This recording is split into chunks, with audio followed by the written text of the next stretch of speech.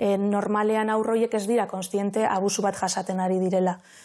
Konturatuko dira denborarekin, adimen bat daukatenean, eta ikasten dutenean igual ekintza horiek ez daudela ondo, eta horregaitik gero askotan gertatzen da, oso nagusitan egoten direla prestatuta pausu hori emateko, eta askotan preskribatzeko arriskua egoten direla, kasu horietan, 18 urtetik aurrera, 15 urte pasatu eskero, delitu horiek preskribatuta egongo lirateke. Askotan gertatzen zaigu, aurren kasuan, eta nagusien kasuan baita, biktimaren kontakizuna bakarri daukagula froga moduan.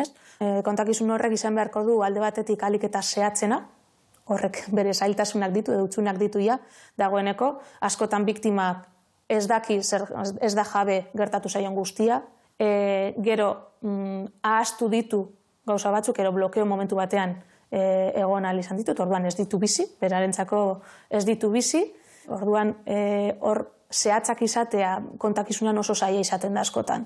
Bestalde batetik eskatuko dioten noski, denboran zean mantentzea bere kontakizuna, eta gero kontraesanik ez egotea.